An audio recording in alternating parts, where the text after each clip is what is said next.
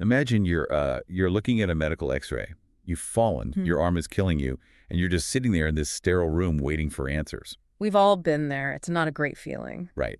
And the doctor comes in, clips the film up to that bright light board, and there it is. Just this jagged, unmistakable white line cutting right across the bone. Completely undeniable. Exactly. The doctor points to it, you look at it, and there's just zero ambiguity. You have a broken arm, Yeah. you need a cast, 6 weeks of rest, and you're healed. It's binary, it's visible, and it's perfectly clean. And honestly, that is the ultimate comfort, isn't it? I mean, the human mind absolutely craves that exact kind of categorical certainty. Oh, totally. Give me a clear problem and a clear fix any day. Right, because we desperately want the world to give us these high contrast images of our problems. That way we can just, apply a standardized, guaranteed solution. But then you step out of the hospital and, well, into your actual life. You have to start making these massive, consequential choices. The messy stuff. Yeah, the messy stuff, like whether to marry someone or whether to sink your life savings into a new business. Or maybe you're thinking about abandoning a totally stable career path for something completely unproven. And there's no x-ray for that. There isn't. You take the leap, the outcome arrives, and you try to put that outcome up on the light board to figure out, did I make a good choice? But suddenly the x-ray machine is just broken. The image is completely blurred. Because look, in the arena of real life, you aren't dealing with simple mechanics anymore. Right, it's not a broken bone. Not at all. You're navigating this incredibly dense web of invisible variables, competing probabilities, and honestly, just sheer unadulterated luck. The diagnostic waters are entirely muddy. Yeah, but our instinct is still to stare at the outcome. Yeah. We try to diagnose our own competence based purely on whether we won or lost. Which is exactly what we're going to dismantle today. Welcome to today's deep dive. We're getting into the architecture of taking personal risk, and we're building this entirely on the core principles of the text, Taking the Risk. Our mission today is to give you a completely new X-ray machine. A much better one, hopefully. Exactly. We are going to explore a very specific, morally serious approach to navigating uncertainty. I want to be clear right up front. This is not about pumping you up with, motivational platitudes. What, you're not telling you to just close your eyes and jump? No, and we're certainly not about paralyzing you with doom-mongering either. It's really about stewardship. I mean, when we strip away all the noise, taking risk is fundamentally a responsibility. You have capital, you have time, you have talent, and you have a relationship. Yet you're all finite resources. Exactly. And to be reckless with those resources is to just squander them. But on the flip side, burying them in the backyard out of pure timidity, refusing to act just because you're afraid of the dark well, that's just a different way of squandering them. It's the exact same failure of stewardship, just wearing a different outfit. Beautifully put. And the thinkers we're unpacking today, these are the giants of decision science. Daniel Kahneman, Nassim Nicholas Taleb, Philip Tetlock, Gerd Gigerenzer, Gary Klein, Annie Duke. They map out a third path. The path of intentional, quiet, durable risk-taking. And to help you walk that path, we're going to give you one massive reframe and one non-negotiable discipline. You absolutely have to have both. Right. So the reframe is realizing that a decision is not its outcome, and the discipline is a sequence.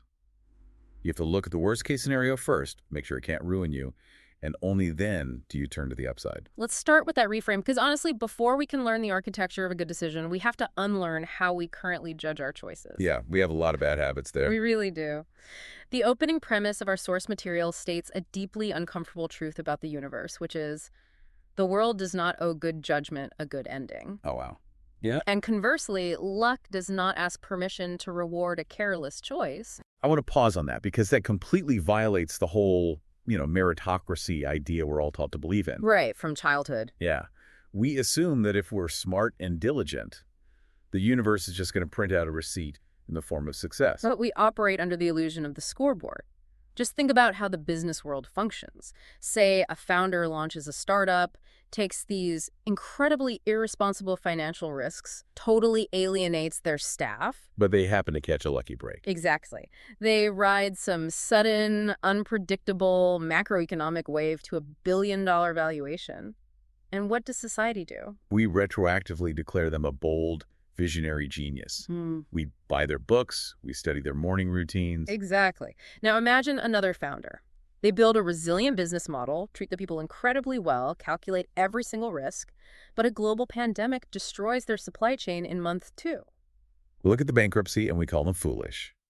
We say they lacked vision. We let the outcome write the verdict, and we call it wisdom. But it isn't wisdom. It's just memory rewritten by results. Let's make this physical, because I think it helps. Imagine you're playing basketball. You're the point guard.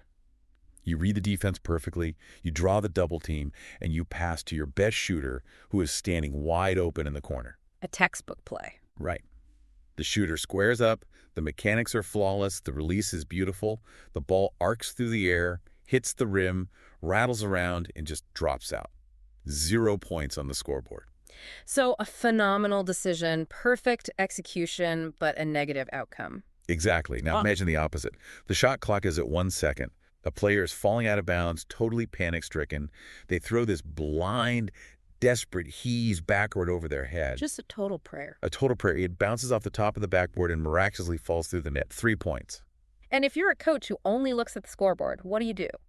You go to practice the next day and tell your team, hey, stop working on finding the open man. I want all of you practicing blind, desperate heaves out of bounds. It sounds so absurd when you frame it in a physical sport. But the text points out that we do this in our careers and our relationships like every single day. We really do.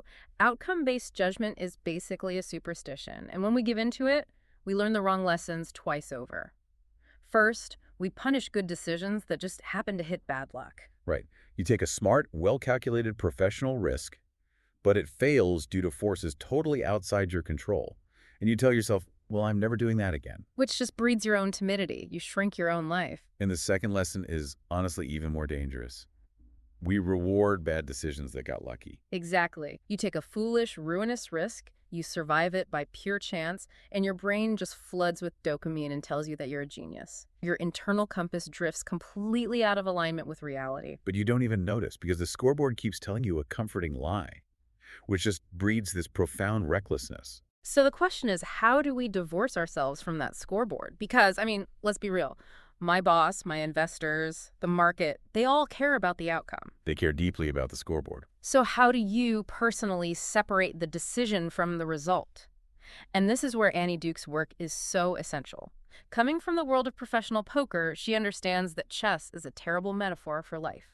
Because in chess, all the pieces are visible, right? Exactly. If you lose at chess, it is entirely because you made an inferior move. There is no luck. But life is not chess. Life is poker. It's a game of incomplete information. Right. You can play a hand perfectly, make all the right mathematical bets, and still lose to a lucky draw on the river. Duke argues we have to treat decisions as bets on uncertain futures. It's all about the locus of control, isn't it? You have to draw a hard circle around what belongs to you and what belongs to the universe. The outcome belongs to the universe. It's dictated by chance, by timing, and by the unpredictable behavior of 8 billion other human beings. The decision is the only thing inside your circle. So how clearly I frame the problem, how honestly I assess my values, how rigorously I check the odds, that is my territory. And your discipline has to go exclusively into that choice itself. The real tragedy of human anxiety is that we pour so much mental energy into trying to predict an unpredictable future with absolute certainty. Instead of focusing on building a robust process to navigate whatever future actually arrives. Exactly. Okay, so if the process of deciding is all I truly own, how do I actually build a good one? The text says the very first step is to aggressively slow down. Like we have to resist the urge to solve the problem immediately and instead spend our time defining what the problem actually is. And this brings us to the pioneers of formal decision analysis. Thinkers like Howard Rafa, Ronald Howard, Ralph Keeney, and Carl Spetzler. They observed that the single most common mistake in decision-making happens before a single option is ever even weighed. We rush to answers. We do, because having an answer feels like momentum. Taking time to frame the question feels like this annoying bureaucratic delay. But solving a decision inside the wrong frame doesn't solve anything. It just mislabels your anxiety. There's a phrase in the text that really stuck with me. It says, a good frame is smaller than the anxiety that produced it. That's a great line. Right. Because when you're facing a massive life pivot, it never feels like one clean choice. It feels like a storm. You're thinking, should I leave this corporate job? But, I'm 40. Is it too late? What will my parents think? We have a mortgage. What if there's a recession? But that swirling cloud isn't a decision. As the authors point out, that is a crowd. And you cannot negotiate with a crowd. So how do you quiet the crowd? The rigorous work of framing is to quiet that noise long enough to extract one single answerable question. The technique they recommend is forcing yourself to write the decision down as a single sentence. Specifically, I am deciding whether to do X by Y date. So something like, I'm deciding whether to submit my resignation by this Friday. Yes. Notice how that instantly changes the temperature in the room. It draws a very clear boundary. Now, the mortgage and the parents' opinions are still real things, but they are now variables to be weighed. They aren't the decision itself. That makes a lot of sense. And once you have that single sentence, you can establish the edges of the frame. And the text says, the most vital edge to define is reversibility. Crucial concept. Is this a door that locks behind you, or is it one you can just walk back through? Like, quitting a job is usually reversible. You can generally find another job. But having a child is completely irreversible. Exactly. You must handle those two types of decisions with entirely different toolkits. But let me challenge something here, because the text brings up the hidden risk of inaction. We usually think of standing still as neutral, right? If I don't quit my job, I'm at baseline, I'm safe. Why does the source material push back on that so aggressively? Because standing still is an active choice, and it carries its own baseline risk. We just have this cognitive blind spot where we only measure the risk of the new action, and we completely ignore the decay profile of the status quo. Wow. The decay profile of the status quo. Yeah, a safe, stagnant path isn't actually safe. It just has a quieter, slower trajectory of decline. It carries the risk of obsolescence, the risk of burnout, the risk of deep, long-term regret. So if you frame your decision as taking a dangerous leap versus staying safe, you've already corrupted the analysis. You have to place the real alternative side by side. It should be. I am choosing between a sudden, survivable risk of failure and a slow, guaranteed risk of stagnation. That makes inaction terrifying in its own right. It honestly reminds me of Daniel Kahneman and Amos Tversky's work on framing effects, which the text highlights next. The idea that just the way a choice is presented to us quietly alters our perception of reality. It's one of the most robust findings in all of behavioral economics. If a surgeon tells you an operation has a 90% survival rate, you are highly likely to consent to the surgery. Sure, 90% sounds great. But if that exact same surgeon tells you it has a 10% mortality rate, the refusal rate just skyrockets. Even though it's the exact same statistical reality. Exactly. But the framing, emphasizing a gain versus emphasizing a loss, acts on your nervous system without your permission. So the discipline here is to deliberately restate your own decision in multiple ways. You flip the frame. Right, because if your ultimate choice changes simply because you change the vocabulary, then your decision was never anchored to reality in the first place. It was just anchored to an emotional reflex. Which means we need a much better anchor.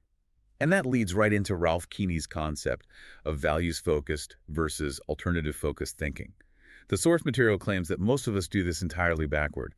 We look at our options before we even know what we want. We do. Imagine one of our listeners gets a job offer. They'll lay out option A, their current job, and option B, the new offer, and they will just debate the pros and cons endlessly. Right. Option A has better hours. Option B has a higher salary. And they just bounce back and forth.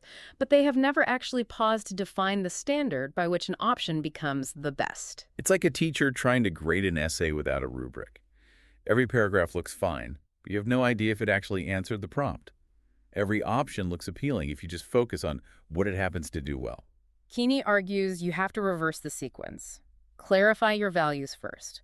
Let those values dictate what alternatives you even allow yourself to consider, and then let those values judge the alternative. But naming your values is the easy part, right? We all want financial security, creative freedom, health, a happy family. Oh, naming them is a breeze. The real agonizing work is ranking them. Because they will inevitably collide. You just cannot optimize for all of them simultaneously. Let's make this realistic. It's super easy to say family over money, but what about a collision of two noble pursuits? Say, creative autonomy versus maximizing your impact on the world. A classic dilemma.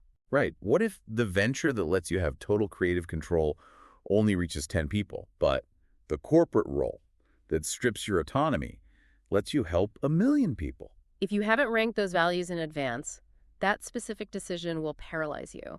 And when you're paralyzed, you will default to optimizing for whatever is easiest to measure. And in our culture, the easiest things to measure are money and status. Exactly. If you don't have a ranked rubric, you will default to the highest salary or the most prestigious title simply because the numbers are clear and easy to compare. And the text points out the tragic result of that default, which is succeeding at the wrong objective. It's a hollow victory. You win the game, the scoreboard says you are victorious, but your internal life feels awful because you traded away the autonomy that actually mattered to you just because the salary was easier to count. Ranking your values is painful because it forces you to acknowledge what you're willing to sacrifice. But the byproduct of that pain is the courage of clarity. That's the payoff. When you know precisely what you are protecting, it is remarkably easy to hold a hard line. You can walk away from a highly lucrative opportunity without agonizing over it for weeks because you already established that time autonomy outranks wealth on your personal rubric. You are relitigating your entire identity every single time a decision arises. Exactly. Okay, so we have a clean frame, we have our values ranked, we know what the question is, and we know what a good answer looks like for our specific life. Now, we have to look at the landscape of reality. We have to price the odds. And this is where the source material drops a huge warning. The human mind is fundamentally built to distort probability. Yeah, the transition from defining our desires to assessing reality is where most people just stumble completely. The German psychologist Gerd Gigerenzer provides a crucial framework here. He draws a hard line between risk and uncertainty. And this distinction is paramount. I really want to dig into this because it blew my mind. What is the actual difference between taking a risk in a casino and taking a risk in real life? Well, a casino is a closed system. It operates under true risk. In a casino, all the possible outcomes are known, and the exact probabilities of those outcomes are mathematically fixed. So when you play roulette, you know with absolute certainty the statistical probability of the ball landing on black. Right, you can build perfect mathematical models for risk. But real life isn't a closed system. Precisely. Real life operates under genuine uncertainty.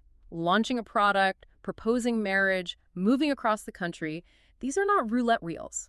We do not know all the possible outcomes, and the odds of those outcomes are entirely unknowable. But Gigerenzer's profound insight is that modern society constantly tries to import casino math into the real world. And it completely fails us. We see this all the time, right? People build these wildly elaborate 40-page spreadsheets to decide if their startup will succeed, assigning things like a 62.4% chance of market penetration. It is the ultimate illusion of control.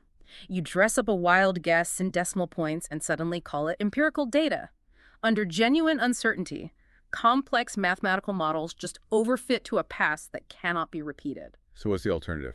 Gigerenzer demonstrates that in uncertain environments, simple rules of thumb heuristics actually outperform complex algorithms. Wow, really? Yes, when you don't know the variables, simplicity is robust, while complexity is fragile.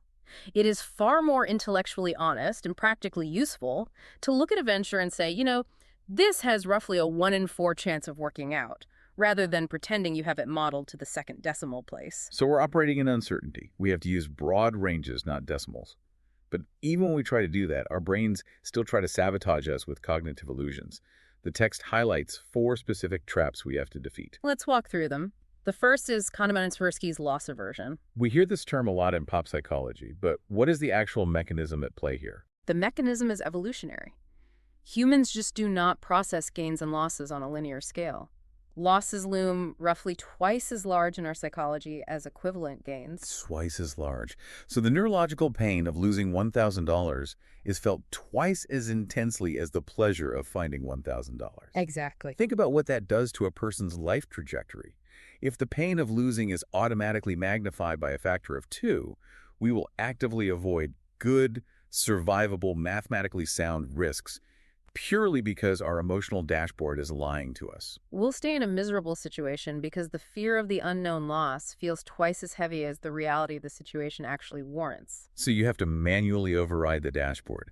When a choice feels emotionally paralyzing, the disciplined thinker asks, is the downside actually this dangerous? Or is my biology just applying the loss aversion multiplier? Right, you have to interrogate the fear. The second illusion, which Philip Tetlock writes about extensively, is the narrative trap and our failure to use the outside view. This is the idea that we all secretly believe we are the exception to the rule, right? We are fundamentally storytelling creatures. The human mind vastly prefers a vivid, compelling narrative over a dry, boring statistic. So when we assess a risk, we build a beautiful story about our unique circumstances. Like someone opening a restaurant will say, yes, I know most restaurants fail, but my concept is entirely new. The chef is a hidden genius, and our location is unparalleled. Exactly. It's a great story. But I'm going to play the skeptic here for a second. What if they are special? What if the chef actually is a genius? They very well might be. But Tetlock argues you cannot start your forecast from the premise of your own brilliance. Ouch. It's harsh, but true. You must start with the base rate. The base rate is the dry statistic. It is the historical average of what happens to people trying to do this exact thing in this exact environment. So if 60% of independent restaurants fail in year one, your starting probability of failure is 60%. Yes. You must anchor your expectations to the outside view. The disciplined risk-taker deeply distrusts their own most seductive story. You start at the base rate, and you only allow yourself to adjust slightly from there based on your specific advantages. That is incredibly humbling. Which leads directly into the third illusion, the planning fallacy. They are deeply connected. The planning fallacy is our universal tendency to estimate that projects will take less time, cost less money, and execute more smoothly than they ever do in reality. And why does this happen? Is it just optimism? It's because when we plan, we construct the forecast from that clean, vivid narrative of success we just talked about.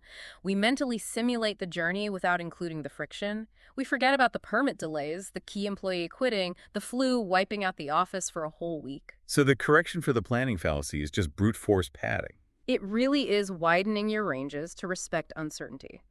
If your most honest, optimistic estimate says a project will take 6 months, you budget for 9. You treat your most confident initial estimates as merely an opening bid that reality is going to aggressively negotiate down. Reality is a tough negotiator. And the final illusion is ego and calibration.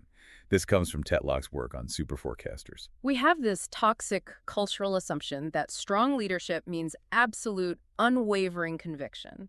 We treat our initial estimates as fortresses that we have to defend against all attacks. But Tetlock found that the most accurate forecasters in the world do the exact opposite. They do. They hold their probabilities very loosely. They treat their first guess as a fragile hypothesis. When new evidence arrives that contradicts their belief, they update their estimate immediately without any wounded pride. They aren't trying to be right. They're trying to become less wrong. Exactly. That is what calibration means, bringing your internal confidence in line with external reality. Right, so we are fighting off loss aversion, we're anchoring to base rates, we're padding our timelines, and we're checking our ego. Once we have somewhat honest odds, the text suggests calculating the expected value of the choice. Right, you multiply the potential outcomes by their probabilities. It seems like a phenomenal exercise for disciplining your intuition. Because of loss aversion, a choice that feels terrifying in your gut might actually carry a highly positive expected value. And conversely, a choice that feels cozy and safe might carry a deeply negative one over a 10-year horizon. But the text makes a brilliant distinction here between the most likely outcome and the expected value. Let's break that down because it's vital. The most likely outcome is exactly what it sounds like. It's the single scenario with the highest probability of occurring. That is what you should practically plan for when you wake up tomorrow. Right. But the expected value is the weighted average of all possible futures. It tells you if the overall bet was structurally sound, regardless of which specific future actually arrives. But here's the pivot. Here is where the entire architecture of this deep dive shifts. We're getting to the core. Yes. Expected value is a mathematical average. It tells you what will happen if you play a specific game 1,000 times. But averages lie if a single roll of the dice can permanently remove you from the game. Which brings us to the absolute centerpiece of this entire philosophy, the core discipline. Refusing ruin. The source material is unequivocal here. This rule sits above all the framing, all the value ranking, and all the expected value math. If you violate this rule, nothing else matters. Nassim Taleb's entire philosophy is basically anchored right here, isn't it? It is. It's the asymmetry of survival. When analyzing risk, the most vital distinction is not between a positive outcome and a negative outcome. It is between a survivable loss and a permanent one. Ruin. Ruin. And we aren't talking about a bad quarter or a bruised ego here. We are talking about an outcome that destroys your solvency, your physical health, your marriage, or your reputation in a way that no future success can ever repair. It deletes you from the equation entirely. Let's apply this to expected value. Let's say I offer you a coin flip. Heads, you win $10 million. Tails, you lose every asset you own, your savings are wiped out, and you go to federal prison for a decade. Okay. Depending on your current net worth, a mathematician might calculate that the expected value of that coin flip is technically positive. But taking that bet is sheer lunacy, because the tails outcome is ruin. Exactly. I always think about it like trying to cross a river. You're standing on the bank, and a statistician runs up and says, "Good news, I calculated the expected value of the depth of this river. On average, it is only 3 feet deep. You can easily walk across." Sounds perfectly safe. Right. But what the average obscures is the fact that while 90% of the river is 1 foot deep, there is a 10-foot wide trench right in the middle that is 50 feet deep with a raging undertow. The expected value says you can cross. The ruin analysis says you will drown. That analogy perfectly captures the danger of averages. But real life is even more treacherous because of a concept called correlated risks. Oh, this is so important. The idea that trouble doesn't politely arrive one issue at a time. It really doesn't. Trouble clusters, it cascades. We look at a spreadsheet and assume our risks are independent variables. But a plan that requires everything to go right, a plan with no structural margin, is just waiting for the first domino to fall. It's so fragile. Exactly. Imagine you took on massive personal debt to fund a business. The business hits a snag. That is a financial risk. But that financial strain bleeds into your home life, straining your marriage. The marital stress causes insomnia and destroys your health. Wow. Suddenly, what looked like an isolated financial risk has triggered a correlated cascade into total life ruin. You must design your life the way a structural engineer designs a suspension bridge. It must be able to withstand a load exponentially heavier than the forecast predicts. So how do we actually operationalize this? How do we build that bridge? The text outlines a very specific psychological and behavioral sequence, and it's this. You must look at the worst-case scenario first. This is the most counterintuitive yet powerful discipline in the whole text. Before you run the expected value math, before you look at the best-case scenario, before you even allow yourself to desire the upside, You have to go straight to the basement. you must walk straight to the absolute floor of the decision and ask, what is the worst plausible outcome, and can I survive it? I have to admit, when I first read this part, I balked. It sounded like a recipe for chronic pessimism. Like, if I always stare into the abyss first, won't I just talk myself out of ever taking a leap? Doesn't this just kill ambition? It seems like it would, right? But in practice, it achieves the exact opposite. How so? Because human beings are rationalizing engines. If you look at the brilliant, shining upside first, you will fall in love with it. You will become its defense attorney. Oh, that makes sense. And once you desire the upside, your subconscious mind will begin to quietly move the floor. You will ignore red flags, you will minimize the dangers, and you will bend your perception of reality just to justify taking the leap to get the prize. You essentially corrupt your own X-ray machine. Precisely. But by coldly and analytically confronting the plausible worst case first, and to be clear, not an exaggerated catastrophic fantasy, but the realistic bad ending, you force yourself to answer your fear. You look a monster in the eye. And this is the profound emotional payoff of the discipline. When you look at the floor and realize, okay, if this startup fails, I will lose my initial investment, I'll have to rent a smaller apartment, and I'll have to go back to a corporate job I don't love for 3 years.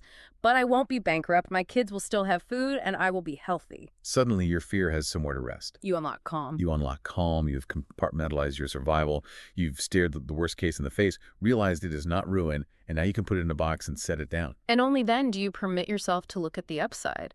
You can pursue the gain with complete sobriety, totally free from the unexamined low-level dread that usually poisons our judgment. That sequence really is a superpower. Worst case first. Ensure survival. Unlock calm. Pursue upside. And once you master that sequence, the text says it allows you to sort your choices into 2 distinct bins: boldness and caution. This is where most people have their risk profiles entirely inverted. They agonize for weeks over highly reversible, highly survivable choices, like what marketing copy to use on a website or whether to launch a tiny side hustle. Things that won't ruin them. Right. And then, fatigued by all these trivial decisions, they act recklessly with ruinous ones, like signing a 10-year commercial lease without a lawyer. We are timid where we should be fast and reckless where we should be slow. Survivable risks require speed. They reward boldness and experimentation. If the worst case is merely a bruised ego or a minor financial sting, hesitation is actually more expensive than failure. But ruinous risks. They demand excruciating slowness. They demand skepticism, independent verification, and massive margins of safety. Which brings us to Taleb's concept of optionality. The text frames this as the art of turning irreversible, ruinous choices into reversible, survivable ones. This is the physical craft of intelligent risk-taking. You do not have to choose between being a purely bold person or a purely cautious person. You deploy each trait exactly where it belongs. You pour your caution into the foundation, and you let your boldness run wild at the edges. Taleb refers to this as a barbell strategy, right? Yes. Let's make that concrete for the listener. What does placing caution in the foundation actually look like in practice? It looks like staged commitments. It looks like redundancy. Rather than quitting your job and sinking your life savings into a software company on day one, a choice with a high probability of ruin, you spend 8 months building a prototype on nights and weekends. You cap the downside at zero while leaving the upside theoretically infinite. Exactly, but the text notes that maintaining these margins of safety often feels terrible in the moment. Keeping a deep cash reserve feels like inefficiency. That money isn't doing anything. Building extra time into a project schedule feels like laziness. It does feel inefficient, especially when everyone around you is just sprinting during a boom. But that inefficiency is the shock absorber. It is the exact mechanism that prevents a survivable setback from escalating into a fatal blow. A margin of safety gives you the ability to absorb a hit and stay at the table. And as the text stresses, staying at the table is the whole point. You have to survive to succeed. Everything else is negotiable. Survival is not. Exactly. So let's review where we are. We have framed the problem cleanly. We have ranked our values. We have assessed the odds using base rates. We have secured our foundation against ruin and unlocked that emotional calm. But there's a final trap waiting at the very end of the process. Paralysis by analysis. The comfort of endless preparation can easily become a substitute for the courage of choosing. You can tweak the spreadsheets forever, but eventually the decision requires an action. To help force the issue, the source material offers tools to sharpen that final commitment. The first is widening the alternatives. We touched on this slightly with framing, but it definitely bears repeating. We falsely constrain ourselves to binaries. Yes or no, proceed or abandon. The most elegant solutions almost always live between the binary. Can you delay the choice until a specific variable resolves? Can you partner with a competitor to share the exposure? Can you lease instead of buy? If you are staring down a massive risk and you only see 2 options, you honestly haven't looked hard enough at the structure of the deal. And once you widen the alternatives, you deploy what I think is the most fascinating cognitive tool in the entire text, Gary Klein's premortem. It is brilliant in its simplicity. It really is. Now, I have to push back here, because when I first read about the premortem, I thought it completely contradicted everything we just talked about regarding unlocking calm. I can see why you'd think that. Because a premortem asks you to vividly visualize the catastrophic failure of your plan right before you launch. How does dragging the team into a room to imagine failure build the courage to act? Doesn't it just ruin morale? It sounds like a morale killer, absolutely, but it is actually a vital cognitive hack. Think about the psychology of a team or even an individual right before a major launch. Enthusiasm is at its absolute peak. The brain is anticipating the dopamine hit of taking action. Right, everyone's high-fiving. In that heightened state, the human mind will actively suppress doubt to protect the plan. If you sit in a room and ask, if this project fails, what might go wrong? The team will politely identify a few minor risks, but the dominant groupthink will shout, it won't fail. You're fighting the brain's defense mechanism. Exactly. The premortem bypasses that defense mechanism by altering the timeline. You don't ask if it fails. You instruct the team to imagine it is 3 years in the future and the project has failed spectacularly. It's a smoking crater. It is a smoking crater. The company is bankrupt. And from that imagined future, you ask, what caused this? What specific warning signs did we ignore today? Whose dissenting opinion did we silence? By assuming the failure is already an established historical fact, you give doubt permission to speak. Yes. It is neurologically much easier to explain a failure that you treat as a certainty than to imagine a failure you are emotionally resisting. The insights just come pouring out. They do. People will admit flaws in the supply chain or holes in the marketing plan that they never, ever would have voiced during the hype phase. And because you are running this exercise before you actually launch, those fatal flaws are still incredibly cheap to fix. That's the beauty of it. You run the premortem, you patch the holes, and then you pull the trigger, commit. But the discipline of a risk taker still isn't over. The text insists on one final practice, watching yourself decide through the use of a decision journal. Because action is not the end of the process, it is just the beginning of the feedback loop. Once you commit, You must write down the anatomy of your choice before the universe delivers the outcome.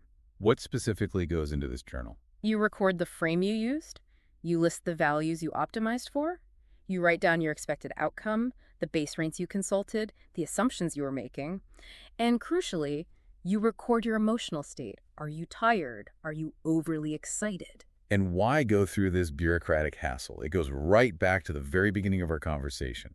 The X-ray is broken and human memory is a liar. Hindsight bias is the greatest enemy of learning.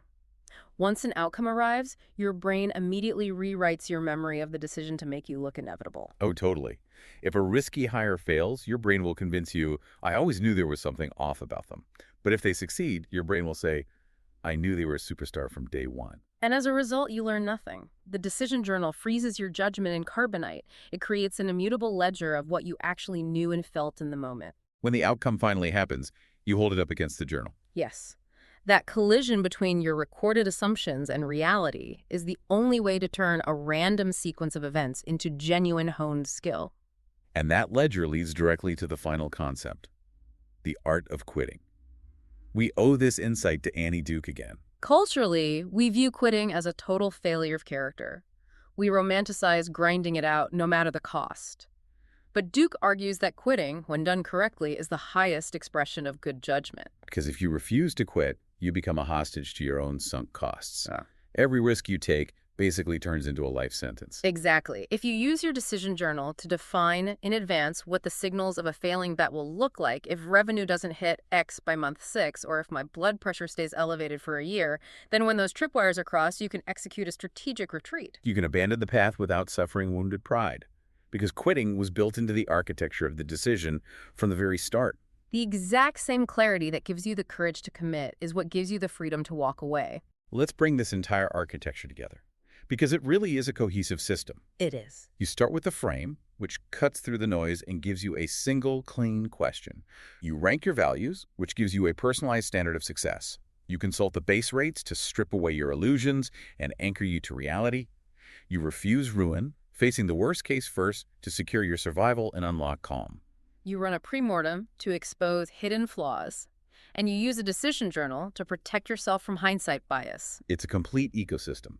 If you remove any one pillar, the structure loses its integrity. And it all points back to that underlying philosophy we started with, the stewardship of risk. Navigating uncertainty is not a parlor trick. It is the intentional, disciplined deployment of your life's resources. Recklessness squanders those resources in a blaze of ego. Timidity lets those resources wither on the vine out of fear. The path we've mapped out today is the intentional middle ground. I want to leave you, the listener, with a final provocative thought that builds on everything we've just explored. We spend vast amounts of our mental energy fearing the risks we might take. We agonize over the potential leaps. We really do. But what if you took Taleb's ruin analysis and applied it to your current state of inaction? What if you looked at the path you are on right now, the one where you change nothing, where you stay exactly where you are, and ran a premortem on that? That is a staggering question to ask yourself. Imagine it is 10 years from now, you changed nothing, and you are deeply unfulfilled. What caused it? What if standing perfectly still is actually the most irreversible, ruinous risk you are currently taking? Think about that tonight. Step into the arena. Except that the X-ray of life will always be muddy. You will never have perfect clarity, but you don't need it. Survive the worst case first, decide with brutal honesty, and measure the quality of your life by the integrity of your choices, not the random roll of the results. Build the process well, and whatever future arrives, you will be equipped to meet it. Thanks for diving deep with us. We'll see you next time.